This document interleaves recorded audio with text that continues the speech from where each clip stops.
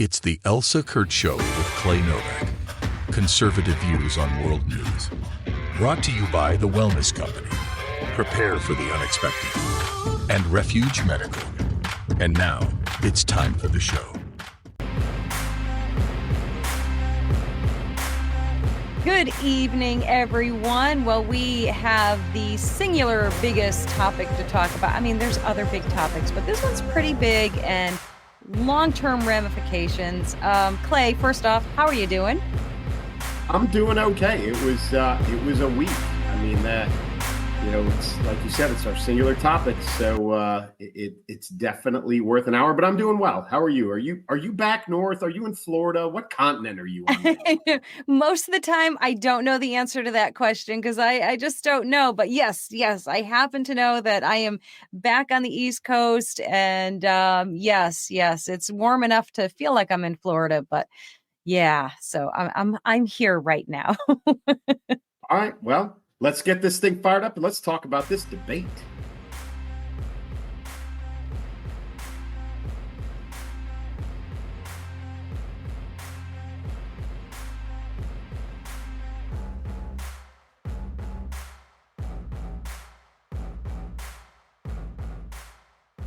Oh my goodness. So let me start by saying, as we talked about last week, I remembered like suddenly that I was going to be at a concert when the debate was happening. And that's correct. Exactly what happened, right? I was at the Brooks and Dunn concert, which, by the way, phenomenal, awesome. They were terrific. Absolutely loved them. So glad I went. I do confess, despite your recommendation, your almost orders to leave that phone alone and don't look, this dodo had her phone, and they're like, there's all this like pre stuff, the show, like all the big fanfare about them about to come out, but at the same time the debate's starting. I'm like, okay, wait. So I did take a couple of peeks here and there. Obviously I couldn't really hear anything, but I will say right from the get-go, from seeing, I saw them walk out, onto the stage, and right from that moment, I'm like, yeah, it's going to be bad. It's going to be bad. Yeah. Right. Listen, President Trump did what he does. We've talked about it. I wouldn't necessarily call him fit. He is, he's a big guy, always has been. Right. But he sauntered out onto the stage. President That's Biden. a perfect word. Yeah, he did. President Biden shuffled out onto the stage. Yeah. He did not ever in the 90 minutes wander off. So that was, we'll give him that up front. But yeah, they walked out, and you're 100% right though. Very much set the tone. Like as a viewer, reading body language and just kind of anticipation on how this is going to go, that those two entries, the two ways that they walked in with just the attitude and all that, very different. And it definitely kind of let you know what was going to happen. Yeah. And it was, it's so appalling and sad to watch. And I've said this many times, and I will repeat it again. I have no love and no sympathy for Joe Biden. I truly don't. He was a horrible man as a cognitive person, and now he's just a horrible, dementia-ridden man. That's it. But if you can set that aside, if I can set that contempt aside and just think of a human being that I don't know anything about, and say, this is horrible. This is criminal what they're doing to this man. This is so beyond unacceptable and shocking. And, even, and not all of them, because there's still ones that are saying, he did fine. Trump did awful. Okay, whatever. If this is what you're going to stand on, this is what you have to believe in your mind. Nobody's going to convince you otherwise. If you watch that, you have your head so far in the sand, and you're never going to take it out. And that's, whatever, that's your choice. But the rest of us, including the entire Democrat Party, watched this and went, oh my God, this is horrible. Yeah. I mean, so, let's just take the mechanics of the debate. First of all, I got to be honest. Well, I got to apologize first. Not Dana Perino. I got her name wrong last week when we were recording. I called Jack. Yeah. But I will say this for CNN, for two CNN hosts, and especially Tapper, who has been so anti-Trump for the last 4 years or so, they actually did a really, really good job. I agree. I give them a lot of credit. I give the network a lot of credit. CNN was not biased. They did not use the mute buttons in any nefarious way. In fact, I was surprised a number of times throughout the debate. One or both gave an answer that was much shorter than their allotted time. And one of the hosts would say, well, you have 64 seconds, because most of the time they weren't answering the question. So you have 64 seconds left. Would you actually like to answer the question was, and they repeat the question or ask them if they would like to answer the question or address something else. So they didn't cut them off. I think at times, President Trump wanted to have just a short answer. We talked about that as a tactic last week. Yes. They did give them the entire time allotted and really only shut them off. I mean, if there was ever a time they were going to shut one of them off, it was that infamous 12 seconds or whatever it was from President Biden very early in the debate. But as the two hosts and CNN as a whole, I think actually did a very good job with the topics, with the way they managed the debate itself. And the questions that were asked and all of those things. So the mechanics of the debate were actually, for as much as we even talked about the mute buttons and all that other stuff, it was very, very invisible to the viewer, which I think is what we all deserve, is for just to be the two candidates and just kind of let it go as it is. Yeah, absolutely. I was pleasantly surprised by that. I definitely thought there was going to be, and we all did. That's what we were all watching for. So there's a couple of factors at play here that just make me question something. So one, I would say, okay, the optimist in me, the naive one in me maybe says, well, they're just, they heard our concerns. They heard our concerns and they wanted to play nice. That's what I'd like to believe. And then there's that, mean Elsa side that sits there and goes, this was just too good. Like, this was too good. He was too bad. They were too good. And this, shock. I think this is what is getting me the most, this shock from the left. Yes. Right? That we didn't know it was this bad. Oh, you know what? Bull, you had to have known. I'm so proud of myself, guys. No, that was good. That was good. But and even today, talking about Tapper, right? Tapper today, and I missed which quote it was, but he took a quote from 1984 to talk about the Democratic Party and their tactics. Yesterday or 2 days ago, he was talking about how bad President Biden was. Now, I almost wonder if they knew, CNN had enough foresight to say, this is going to be bad.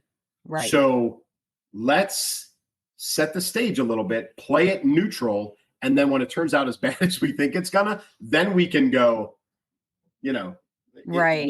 They don't show the, oh my God.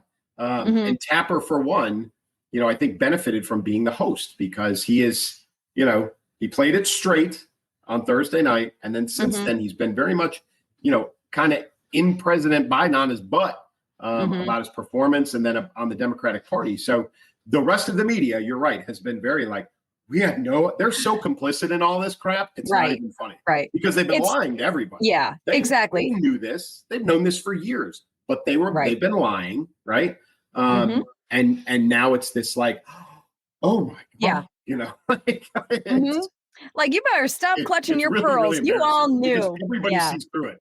Yes. Yeah. Everybody, and that's the thing that kind of gets me. So what, and I think so many of us are just sitting here saying, what is the plan? What is your strategy? What is this motive? What, and I guess, I don't know, credit to them that they're keeping us guessing like this, that they're keeping us on pins and needles, waiting to see, so Biden, of course, is saying he's not going anywhere. He's running. He's, you whippersnappers.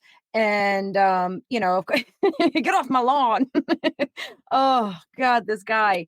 Well, before we get to the aftermath, right? Because there's a lot of aftermath to talk about. So much in that, immediately afterwards, and then in the days afterwards. But the debate itself, I mean, I know you said you obviously Brooks and Dunn, you know, Yes. having a good time, you know, but Having a good old keeping it in your time. phone.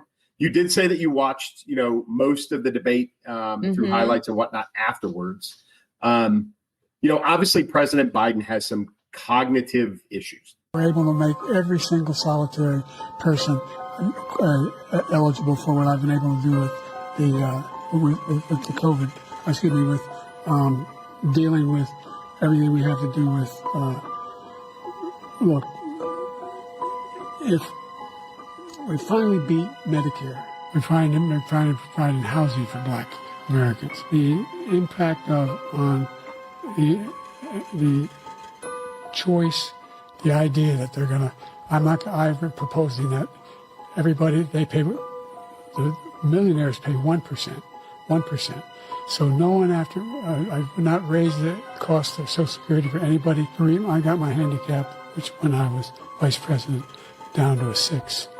And wants to get rid of the ability of Medicare for us to be able to negotiate drug prices with the big pharma companies. What I'm going to do is fix the tax system. For example, we have 1,000 trillionaires in America. Billionaires in America. No one was hurt. No one Israeli was accidentally killed, and it just stopped. And I'm going to continue to move until we get the total ban on the total initiative relative to what we're going to do with more border patrol and more asylum officers. This knew was going to happen, right? Or at least we anticipated. He didn't get the shot or, you know, whatever they dosed him up with for the State of the Union. Definitely didn't get it this time around. He didn't get it or wore off right away. His immunity, right. You know, he's immune now. His tolerance level's too high, like, you know, a good addict. But, you know, he obviously that all came to bear. The thing that surprised me too, not because he's done this before. He gets angry, you know, I mean, he does. He gets angry, and he got very, you know, very angry at points, you know. Yes. I'm not a sucker. You're a sucker. You know, yes, we have that. You guys, I'm not this, I'm not that. Right. You know, that the golf handicap, like that was, there was a lot of stages in there where he just was lashing out. Yes. And I don't know, do you think that was a tactic to try and get President Trump to return fire? Man, or do you think that was just his mental? If it was anyone else, if it was any other time in this guy's, you know, career of politics, I would say yes, tactic 100%. In this very specific case, I would say no. It is the angry old man syndrome, and we have the whole loser thing. And I want you guys and I'm sorry if you've seen it already, but we're kind of dissecting this a little bit. You need to really take a good look at his face. This is like, well, here it is. You can see it. A general, and he told me, he said, I don't want to go in there because they're a bunch of losers and suckers. My son was not a loser, was not a sucker. You're the sucker. You're the loser. I mean, that's rage. Like, that's rage and completely off base and wrong. You know, this was something that was never said. You know, and if he used those terms, it was completely taken out of context and, you know, all of the things, but that's what they do. That part, of course, is tactical on his team's part, you know, and I think he was used and abused in that too. You know, they're probably like, he's calling your son a sucker and a loser. Yeah. Joe, you gonna stand for that, Joe? You better give him the what for, you know? Oh yeah. I love all my old timey phrases. Yeah. That came up. And you kind of knew it was going to come up. You know, the Charlottesville thing came up, which had just been, we talked about it, had just been debunked. Right. So his staff failed him, you know, in their prep. We talked about a murder board, right? We talked about all that last week. I think it's his staff. Now, his mental faculties and mental capacity comes into play because we don't know how much they prepped him or what they prepped him with and how much he retained. Right. They could have done a bang up job and they could have and it all fell apart. But I think they armed him with some stuff, like you said, you know, this, you know, they got him all amped up, like I'm hopped up. And then they sent him out there. And I think a lot of the stuff that they handed him is, you know, urban legend. You know, it's been debunked. It's been, this, that whole losers and suckers thing, that's a he said, she said with General Kelly, who, truthfully I don't know the man. I don't know anybody that knows him well. So he's one of the few that I don't have any contact with, mostly because he's different service. He's a Marine, but I know there were some sour grapes between him and President Trump because he got fired. Right.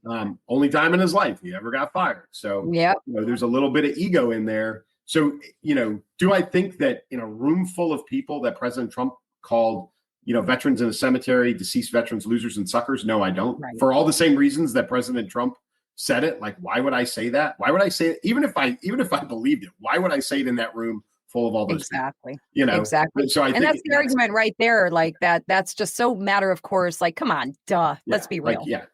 So, but I think that was, like you said, that was a bit of a tactic, but I think it was also them. I don't know if maybe they were relying on adrenaline. Like if they got him mad enough on certain topics, it would keep him, keep his brain engaged. I don't know. He was all over the place. But whatever their intentions were, a lot of backfires there. Yeah. And then there was points where President Trump just let him talk. And he mumbled off into space. Yes. I mean, I don't know. And that of course gave us, gave everyone the soundbite of all sound bites, the walk away or the takeaway from that whole thing. Everybody's ready for it. You know what it is. And I'm going to continue to move until we get the total ban on the total initiative relative to what we're going to do with more Border Patrol and more asylum officers. President Trump? I really don't know what he said at the end of that sentence. I don't think he knows what he said either. Look. And that was the second time, though. That was the second time in the debate. The first one, he just like mumbled and tailed off. And like I was on social media. I was like, please tell me I'm not the only person that just saw him lock up for 12 straight seconds. But that one, like the look on President Trump's face was priceless. Like, what? Right? In the world like is he talking about? Yeah, and it looked brilliant. It looked completely genuine too. Like, what are you saying, man? Yep. And and I honestly, and maybe there'll be people that'll be disagreeing with me on this. I honestly feel that Trump displayed a high level of grace and compassion because he could have just shredded him mercilessly, and he refrained. He didn't do it. Like he let a couple of things like that out, made a couple faces and things like that, but he saved it for Twitter and everything, running those ads and all of that. So that's his campaign. But I thought I agree with you. I think he did an exceptional job maintaining his composure for him, right? In the grand scheme of things, because we know he would much rather be slinging mud most of the time. So whatever coaching he got from his team, it stuck, and he held it for 90 minutes, which is the most important part, right? Yeah. Everybody knows that he could go easily 45 minutes to an hour, could control his mouth, that kind of stuff. But eventually it's going to get to him, but he held it for him, to a pretty high degree for a long, long time. Yes. And he did. Now there's a lot of people are like, oh, he lied. That was the big right after the debate. He lied. That's all Trump did was he lied the whole time. He lied. Yeah. Yeah. Well, there's a difference. And Biden was truthful. Biden was truthful. Like not even coherent. The guy was lying and he didn't even know it, but he's a perpetual liar. We do know that. Like that's part of his fabric as a person. So, all the stories, the riding the train, the driving the truck, corn pop and all that other crap that he spews. And crazy stuff. One of my favorite clips of him is I don't know if you've ever seen it. There's a compilation of, I grew up in a Puerto Rican neighborhood. I grew up in a black neighborhood. I grew up in a, this, and I grew up in that. He grew up in the most eclectic, like diverse environment of any human being in Delaware. Yes. Guaranteed. Yes, he's exceptional that way. Yeah. or I guess not there, but he's from here in Pennsylvania. But right. Still, it's all garbage. So we know he lies, right? It's just who he he's is. pathological in it, Yeah. and he he doesn't. He's consistent with some, and then the rest of him he just makes them up on the fly. You know, my uncle's eaten by cannibals, and my what else? Holy cow! Right, Yeah. one of my favorite ones too. Since we're talking about favorites, one of my favorites is he tells a story about how his father took him driving one day, and we see these two men. I'm not lying. No joke. I saw these two men and they kissed and I said, Dad, what's going on? And my dad said, love is love. Something like really in that time frame, in that day, in that era, that's what your dad said. That's what you saw in public. Like that happened in public in in 1949. Yeah, like 1949. Okay, Joe, it was happening that on every happened. street corner. Right? Absolutely just not. We could devote a whole show into all of the things that he said. Maybe we will one time if we need to. If we need to. Talking issues though, right? And that's really what we wanted out of this. I mean, we knew, you and I knew, I think everybody knew in their heart of hearts that President Biden was going to be a mess. Yes. The question was, President Trump going to be able to control his mouth and his temper, which he did, right? Yep. Did CNN interfere? Not really, right? Right. So really, we're back to where debate should be, right? Yeah, right. I mean, so the big one that everybody wanted to know was abortion, right? And that was where the criticism of President Trump in the aftermath, after it was over with, well, he lied. Nobody allows post-birth, murder, blah, and all this other stuff. And yeah, he did it for a sensational effect. He did overstep, right? But there is we have that. Hang on, we're going to play that real quick. Here's that. Take the life of the baby in the 9th month and even after birth, because some states, Democrat run, take it after birth. Again, the former governor of Virginia, put the baby down, then we decide what to do with it. So he's willing to, as we say, rip the baby out of the womb in the 9th month. And I don't think anybody believes that to be true. Right. It's sensationalism, and President Trump is known for that, right? You could call it a lie. Is it an untruth? Sure it is, right? He said that for a sensational effect. Exactly. And he can, and he probably has, he can easily go back and say, well, there are cases of that, and of course the other side is going to say, yes, because there were extenuating circumstances that, blah, blah, blah, those things. And Trump will go, yeah, but they happened, right. So they'll tip that on that forever. Yeah. It'll be the example of the infant born with all of its organs outside of its body or something, what I mean? It would be an extreme case kind of thing. Yes. And then, his counter would be, well, yeah.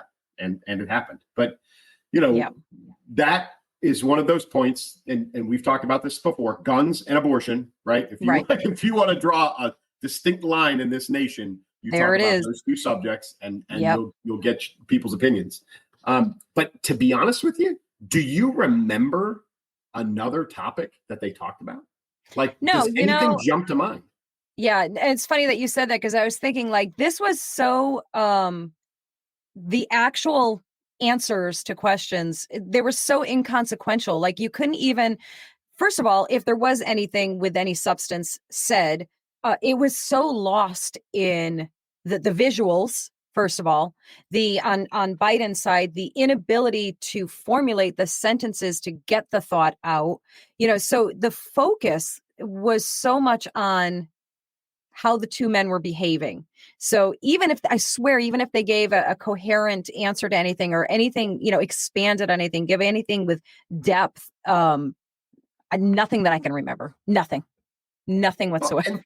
And they both had a habit of being asked a follow-on question or even a question of a completely different topic and then using their time to go back to address the last thing that they didn't finish talking about or they didn't have a chance to rebut or whatever. And then they would never actually get to the question that they were just asked. And we talked about, the time management piece of it, Tapper and that, they did, well, you still have, a significant amount of time. Would you like to actually answer the question you were asked?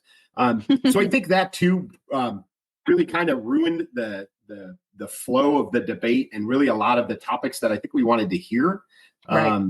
Right. We lost it because it was they would ask a good question, an actual legitimate good question. And it would be like, well, let me go back to this other thing before I do that. And then they would never get to whatever good question was asked. So we lost a lot. I think that the abortion discussion is really about the only memorable topic. Immigration came up, smattered throughout everything, right? There was an immediate response by BPS. I don't know if you saw this, Border Patrol Services. I didn't. So President. Oh, I did. Yes, I'm sorry. I did see that. Yeah, President Biden made a claim that the BPS, Border Patrol Services supports him, that they love him, and they, like, in the middle of the debate, whoever manages their Twitter, their social media accounts, it was like, we do not and never have supported President Biden, like, period. And I think it was I think it was the union. I don't know if it was, I think so. BPS, because BPS is a government agency, so of course they support the president. But I think it was the union or whoever. But there was an immediate response, like, no, we don't. Like, no way. No, bro was sitting there with his beer and his popcorn, saw that and went, oh, hell no, set that down. I was like, yes. So good on them for being right on top of that. And that was a big kick in the face to Joe. And rightfully so. Like, don't be claiming you got the support from somebody that you don't. That was a big misstep on his part, because obviously it bit him right in the can. So before we get to the aftermath, we've got two more of these scheduled, right? And we'll talk about the aftermath because it's going to matter when But if things go the way they go and President Biden stays on the ticket, we have two more of these. I guess my question is, do you anticipate, or what changes do you anticipate? Because I know I think ABC's got the next one. I don't know who's got the other one. Okay. But if ABC's got the next one, what do you think they do different, if anything at all, than CNN did? I don't know how much more they can do different. I mean, that was set up in such a way that I think that was probably the fairest way that could have possibly been done. And it pains me to say that about CNN. It just pains me to say that. They did a good job. It's a fact, if there were things going on behind the scenes that we're unaware of, I can't imagine what it would be. Like, I really can't. I know that they gave the long delay. What was it, like almost a 2-minute delay instead of the 7-second? Did you know about that? And I don't know the validity of this, and if they actually follow through. But my understanding, and you guys chime in and you tell me if I'm right or wrong or somewhere in between. My understanding is that they instituted a 1.5 or 2-minute delay for broadcast, which versus the usual. How live programs are always on a 7-second. We need to know that, obviously, if that's true, first of all. And so if it is true, that would be the only change I would say has to be made. That no. 7-second delay, just like with everything else. I want to see everything in almost real time, because that doesn't allow you any opportunity to do any shenanigans. Yeah, right? I hadn't heard anything about that. I mean, I know I'm curious if they will shorten it. Because, and not that I'll be honest, because the one of the comments about President Biden in the afterward in all the analysis was he started horribly and finished very strong. So shortening it is a catch-22. It may help him, but it may cut off all the good stuff at the end if they make it shorter. If they make it 60 minutes instead of 90. So I don't know if they're going to alter the time. I'm convinced they're not going to put an audience in there. He can't handle any more stimuli. There's no way.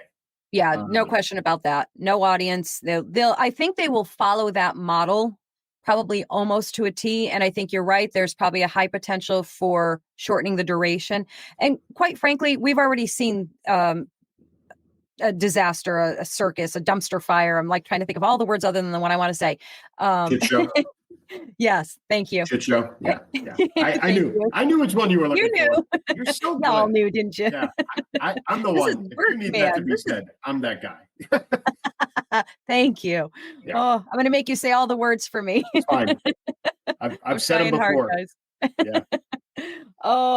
But so I think they will follow that same model. They will probably shorten it again because we've already seen what 90 minutes looks like. We already know. We don't have to do that again.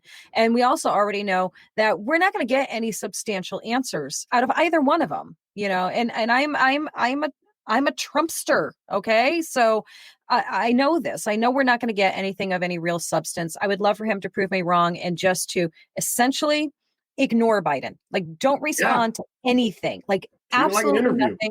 Right? Yes. Treat it like an interview. Answer the questions.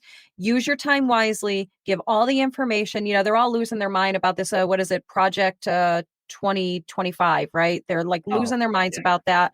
You know, and all it is a plan of action, of course, because it's the Heritage Company, no, Heritage Group, whatever Foundation. Yes. Something like that. You know, because they're far right, blah blah blah. You know, and there's a what's it? Did I save this? I have to read you. I'm sorry to like kind of go off track, just slightly. That idiot Mark Ruffalo, who I just want to kind of punch in the face. Yeah. Oh, he's such a tool. Yeah, here is. Yeah. So this drama queen that he is, Mark Ruffalo, don't be fooled by Project 2025's extremist and perverse ideology.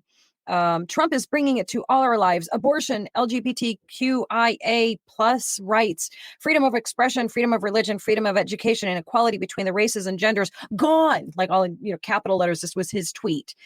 Forced birth and forced religion. Trump's American Taliban. Like, what a nut job that guy is. Go back to playing the Hulk and shut up. It's just the stupidest things that he is the extreme of Hollywood. He is the extreme of Hollywood. He's a flaming nut job for sure. Yeah, if you've got him on one end of the spectrum, and you've got probably there's a few on the other end, Clint Eastwood and some of the other Chris Pratt and some of the others, Right. But yeah, I think it's probably time to talk about the aftermath. I don't know. Yeah. You were at the concert. I watched CNN afterwards because I knew what Fox was going to say. I knew, you know what I mean? Like you just sure. I wanted to see the reaction, the immediate reaction from the left. Right. So I got to watch some of that in real time. The show ended. Oh, did you? Yeah. So I got to see some of that. The CNN panel. Yeah. So nine of them sitting at that half table. And I tell you what, they faces. Went off. Anderson Cooper was hosting and they went off. Now there was a handful of, but Trump lied. But Trump didn't do great either. But for the most part, it was absolute panic. It was like, we are screwed. That was a disaster. That was that was the worst part. You know what I mean? It was every adjective that you could think of to describe how poorly that went for President Biden. And that's the clincher right there. If they're saying it, if they can't put a spin on this. Nope. Whew. Yeah. Yeah. So, but that continued, right? The next day it was New York Times editorial, right? Was, President Biden, your service to the nation is to step down, is to not run. And I heard, because I spent a lot of time in the car on Saturday and I was listening to the news, and they said that and I didn't know this, President Biden still reads the paper copy of the New York Times. It gets delivered to the White House. He's still a newspaper guy.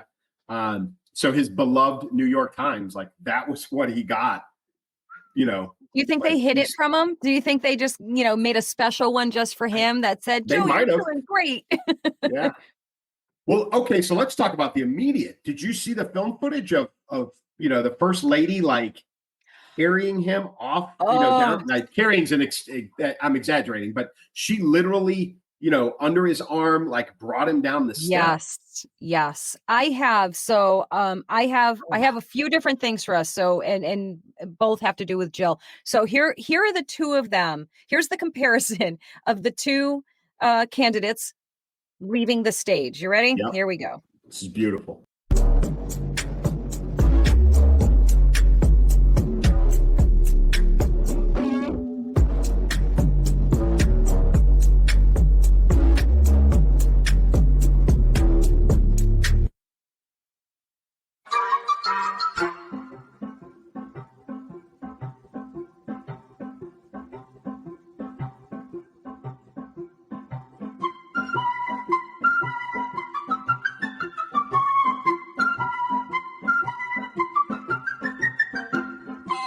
Yeah.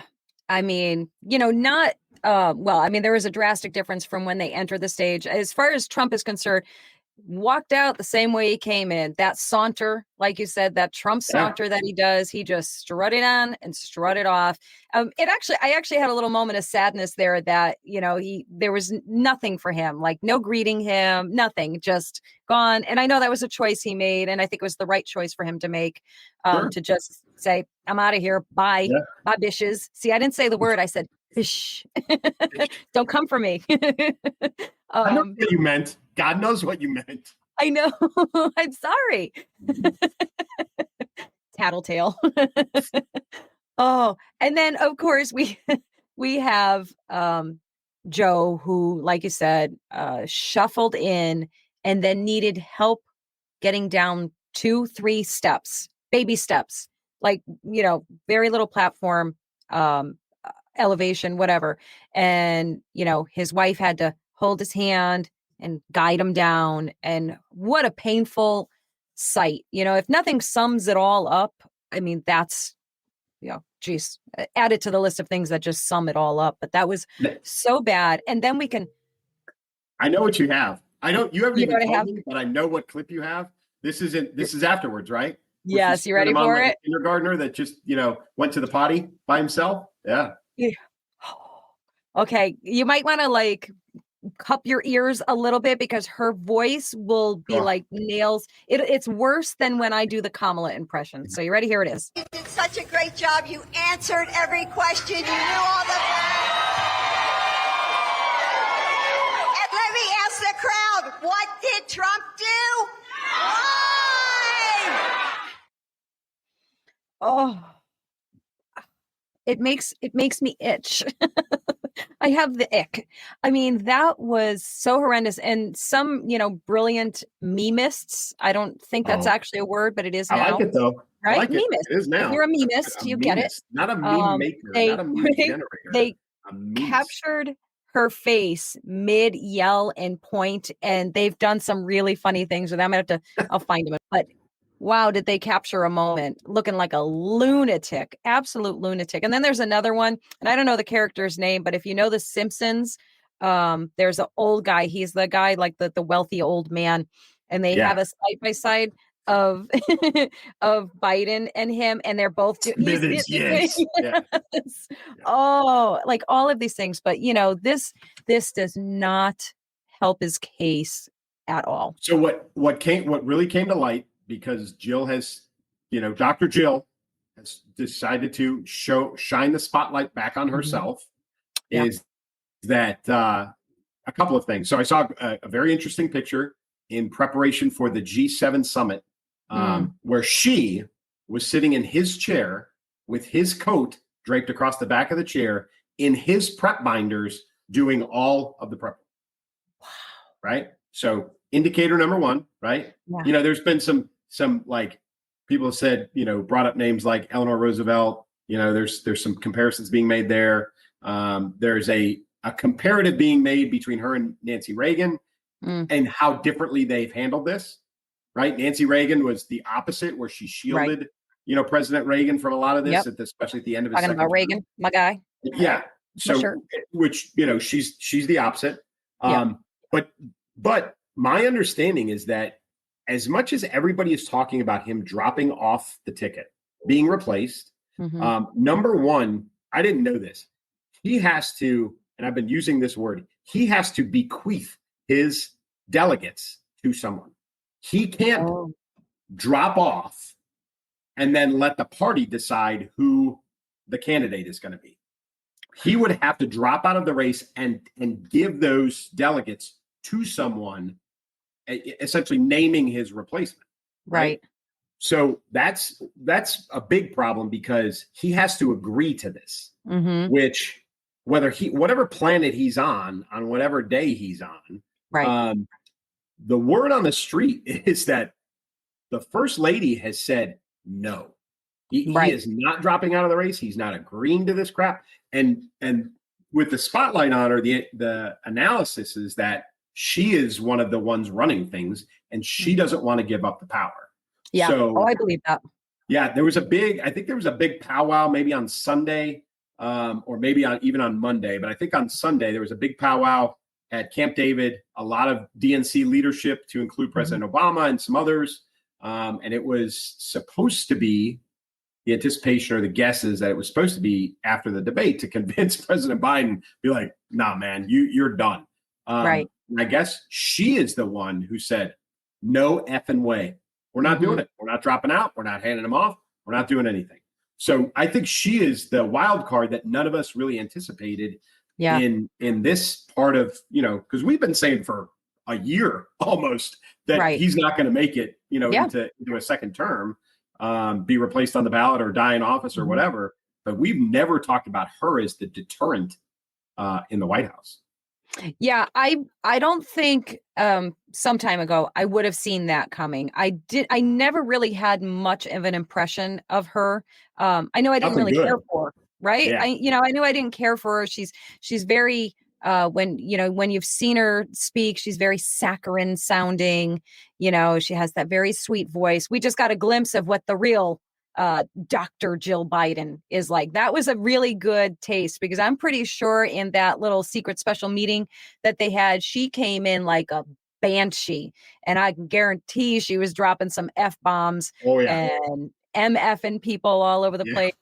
Right? Like I would guarantee that she was like the Wicked Witch of the West coming in there all crazy. And I guess, the vice president is not happy because she is not being discussed as a potential replacement. Right. Like not even being considered.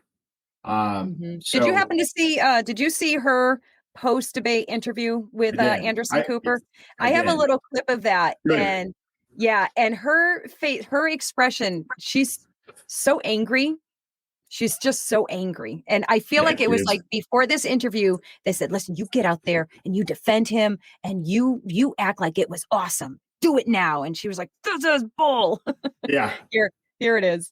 Listen, first of all, what we saw tonight is the president making a very clear contrast with Donald Trump on all of the issues that matter to the American people. Yes, there was a slow start, but it was a strong finish. And what became very clear through the course of the night is that Joe Biden is fighting on behalf of the American people, on substance, on policy, on performance. Joe Biden is extraordinarily strong. And but I'm sorry, on substance and policy and performance tonight, I mean, the president's performance tonight clearly was disappointing for his supporters. Yeah. So, it started off with, what did you think of his performance? And she was trying to sidestep, and, and the whole interview continued like that. But her anger level was like through the roof. Yeah. Through the roof. And because she may have been told in that very same, like, you better get out there and be on his team. You better get out there and support him and put on a happy face, and you better say all the right things. And at the same time, they're not telling her, support him until you can take over for him. Right. Like, she's not getting the golden ticket. It's not coming. Right. And she knows that. So, she's put in a difficult spot that she can't handle an easy one. So, a difficult spot like this, is all she does is she's going to get mad too. So, there's been, I've heard all the normal names, I've heard the Michelle Obama, I've heard, interestingly enough, I've heard Gretchen Whitmer. I heard that too. I was like, really? She's been coming up lately. She's pretty well painted. Gavin Newsom, who has already said no. Yeah. Although he'll do whatever the party tells him to do. No question about it. But somebody asked me just yesterday, they're like, so who's it going to be? Who's going to replace him? And I said, well, my initial answer was, Jill's not going to let that happen. So it's not really a discussion. And I said, but if it came down to it, they don't have another candidate. They really don't. They didn't do any primaries. There was no, there was a couple of people that tried. They lasted for 3 weeks and it fell apart. But there's nobody there. Like, no, there's no viable candidate that they can pull off the shelf right now. Right. With a month to go, because remember, by August 5th, they have got to tell the state of Ohio, this is who our candidate is. Okay. That is 1 month, right? Yeah. 1 month from now. So if they're going to replace him, they have to do it quickly so that person can gain some momentum. But more importantly, administratively, they can get that person on the ballot. So that's Right. got to be, that decision's got to be made quickly. And every time they have a meeting and Jill or Joe or whoever, the Bidens, they push back or fight against it, it slows the process down. But do you know, can you think, I'm dumbfounded. Can you think of another candidate? No, I really can't. I can't imagine, my skin crawls at all of the names that were just mentioned. I absolutely just crawls. They even trotted out Hillary Clinton as a possibility. And, and I think what's happening is every time that they test one of these names to their peer group, they're all like, nope, nope, nope. And because they know these people are not going to get the votes. They're not going to do what they need them to do, There's another piece of the mechanics, because you talked about the sense groups, right? The sensing that they're doing. Yeah. So if President Biden drops out, all of the money that has been donated to his campaign cannot be handed off to anybody else. Oh, what happens to it? They have to, it goes away. Like wow. I don't know what happens to it, but it can't be like, he can't turn around and donate that to the next candidate. My understanding is you can't do that. So they're starting. So the party has the party's money. That's one thing. But if they're going to have to start funding, and that's another reason why this timeline matters, they're going to have to start fundraising from scratch. And when they're polling the billionaires, the big name fundraiser, the big name people who donate, they can't agree on a new candidate. So you go to this billionaire, whoever it is, pick your billionaire and say, well, we're thinking about so-and-so. No. Well, what about so-and-so? No. What, and then finally agrees to one of them. And then they go to the next billionaire and that guy goes, no, I'm not, no way. I'm not back now. So they can't get that together, which is causing another logistical problem with this whole thing. I think the ultimate plan right now is like the only plan that they have is that their only thought process is we just have to keep them alive. We just have to keep them alive, get them in office. And I think they're okay with Kamala Harris taking over once they're in. I think they're okay with that because she's controllable. She can't win an election. No, she can't. She can't win. So if they replace her ahead of time now, they're done for. And so that's like I think that's their only option. They're kind of done anyway, right? What were the numbers? They 67. It was a 1/3, 2/3 split, right? Yes. And who won the debate? And there's been massive drop in President Biden's support. Add on top of that what happened with the Supreme Court in President Trump's favor, with the presidential immunity. He's just on and up. Like everything's swinging his direction. This is doomsday for the DNC. I mean, it really is. Oh, absolutely. They got nothing. There's no plan B. I think they thought they had a plan B, but it's falling apart. It's all going to shit. So talk to me briefly about Robert Kennedy Jr. What's up with him? Like where is he playing in all of this? I mean, he didn't qualify to get up on that debate stage. Right. But now that there's this massive deterioration in support, right? So, I mean, because here's what I'm kind of thinking, like all those eyes that were, on Biden for their front runner, now there may be a big enough percentage of them that are like turning their head over here going, well, I mean, he's not a Kennedy. Yeah. I mean, he's a Kennedy. He has their, for the most part, their set of values. Yes, that was a one-handed air quote on that. Open-ended. Yeah. Their big grievance with him that I'm aware of, the only one that I'm aware of is his vaccine stance, which pissed them all off. If there's more going on, I'm not aware of it, because honestly, I haven't paid enough attention to him because up until now, I feel like he's just there as an agitator, just to kind of stir up the pot and make things a little messy. And he was already projected to take some votes away from Biden. Like the consensus seemed to be that he wasn't going to take them away from Trump. He would be taking them away from Biden. And I wonder if this will make more of a surge it's a good question. And it's a very good question. And so they never anticipated him getting Ross Perot-like numbers, like to be that much of a a nuisance. But at the same time, this election was back then before last Thursday, was anticipated to be pretty close. Right. So any interference or any pulling votes from anywhere was going to be a problem, or was going to have an impact. So it's a good question, and I'll go one further and say, what if the DNC just says, hey, he's already running as an independent. What if we just back him? What if we just say, hey, President Biden, can't, won't, whatever. We're going to throw up a candidate, or we're not, and we're just going to pull everything and say, hey, we're backing him. He's a Kennedy. He's a long time, the family's Democratic. It's American royalty, whatever you want to call it. Yeah. I don't even know if that's feasible. I don't know what kind of an uproar that would cause, but it's interesting to consider where he plays in this now. It's a very good question. Thank you. I felt good about that one. Yeah, that was good. Because he's been in the shadows a little bit, because he didn't get into the debate and those sorts of things. So he's been, I won't say left off the ticket, but he's been pretty quiet and ineffective because he just hasn't been seen. Yeah. This has the potential to raise his visibility exponentially. Yeah.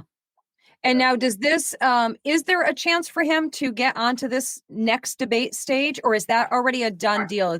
I don't know. I don't know if they've established those criteria like CNN did.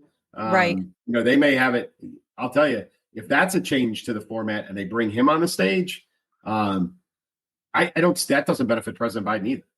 No. Oh my gosh. That will doubly make his ineffectiveness and his feebleness glare even worse. You have two men, and I think that of the three, this is probably such an obvious statement, of the three, Kennedy is the most articulate, well-spoken candidate, really. I mean, the one who has a lot of intellect behind his statements and everything. I'm not a fan. Yes. Don't get me wrong. I'm not a fan. I am well aware that, his leftist views are very left, and especially on topics that, that matter to me in particular.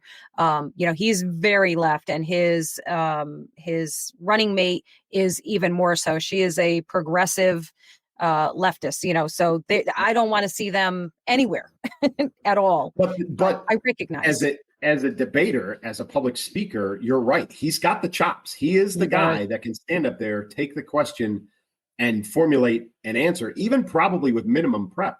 If they throw him a curveball and they pull something out of left field and give him something he's not prepped for, he can still put an answer, an articulate, clear, thought out answer together very quickly, which again does not bode well for President Biden because it makes him look even worse. Right. Yes. So that could be a very interesting twist in an already very twisty game. This week has been awesome. This has been the best week, I think, of the election, not just because of President Biden, like everything coming to light, but the reactions on the part of the media, the reaction on the part of the Democratic Party, the reaction on the part of President Trump, which has been fairly subdued. Like he's just letting this linger and letting, the panic just swell, which is great. Yes. But I've learned a lot this week. I didn't understand the mechanics of, really how the if they replaced him and then the funding, the campaign donations and all that other stuff. It's been a really good week, probably the best week in my opinion in this election. Yeah, I agree. I think I gave a lot of definitive answers here to questions that we're all asking. And even those of us, and I put myself in that, maybe nobody else, so I'll just talk about myself here. For someone who has been watching the Biden stink show, say the word for me, please. Shit show it is. Thank you. Watching it, there is an objective part of me that still says, I don't know, are we only seeing snippets and not seeing full pieces? Maybe it's not as bad. Here's an opportunity to see how bad is it really in essentially real time. And that was, I wouldn't say I needed a clincher to convince me of anything. But if anybody did, there it was up on stage for 90 minutes of bumbling, fumbling, stumbling, freezing, hobbling, all of the ings were happening on that stage, and it was horrifying to watch. Absolutely horrifying. Slow moving train crash, right? Yeah, and just watch the next couple of weeks because again, right, August 5th, is the next big. That's the next big mark on the wall, which is Ohio. They have to let Ohio know by August 5th who the candidate is. So the DNC's got to make a decision before then, and then we'll see what happens, because once that rolls past, they're committed, and they've got to give whoever it is a fighting chance to campaign. So they got to make the decision quickly. Yeah, but, we're rolling in. Like, listen, this is going to air on 4th of July, right? Yes. I'm going to give a little PSA, and it's kind of a two-sided PSA. First of all, don't blow your fingers off.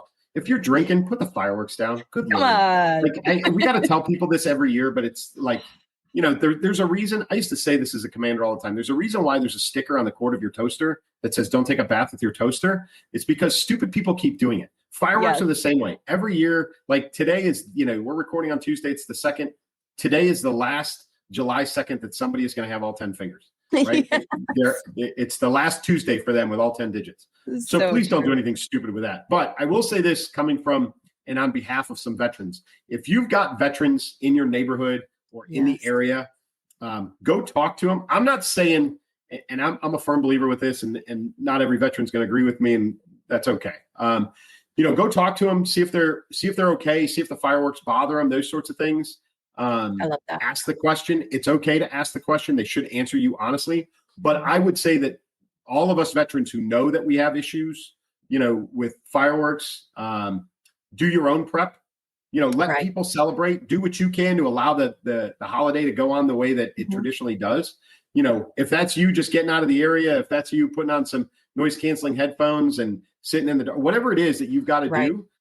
For all of us veterans, I think we still have a responsibility to do that. Don't be the guy who, just crabs about 4th of July. But if you do have a veteran in your neighborhood, ask the question. I will tell you, like 4th of July for me, I'm the guy who, like, tonight, if I walked outside with my dogs and all of a sudden there was one single loud one, because I'm not anticipating it. Right. Like the first one I'll get as most of us do, right? There's a natural reaction to it. And then after that, I'm okay. 4th of July, I know it's coming.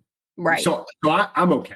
And we all of us veterans, especially all of us, that've been rocketed, or mortared, as many times as we had, we all react to it differently. But just for everybody, if you've got veterans in your neighborhood, go talk to them before. If you're a veteran, do what you can to allow others to celebrate. But I just wish everybody a happy 4th of July. There's a reason for this holiday. Hopefully we don't have a recurrence of this in the next couple of years. We don't need that. We don't need to go that direction. But it's to me, it's the most important day in American history. And I wish everybody a happy Independence Day. Yes, happy Independence Day. They lose sight of what July 4th is. So I like to say Independence Day. So happy Independence Day to everybody this week. Absolutely. I echo that sentiment. And it's actually one of my all-time favorites as well. It is my maternal grandmother's birthday, she's long since passed on. But I am the proud daughter and granddaughter of legal immigrants who came to this country and understood what it means to live here in this country and to appreciate everything that's available to us, and our freedom being the first and foremost thing that we have.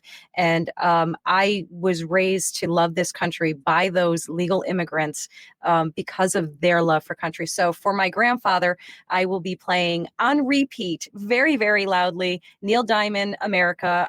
That was his favorite song. He was not a good singer, bless his heart. He would sing that the top of his lungs in his, German accent. And it was just one of the most beautiful things I've ever heard in my life. And so happy Independence Day to everyone. Don't forget what this really means to all of us. And as also a horrible singer, my favorite song is the Jimi Hendrix version of the Star Spangled Banner, because there's no singing. So I love it. Everybody enjoy Independence Day. And as always from me, keep moving, keep shooting. Take care, guys. Bye-bye.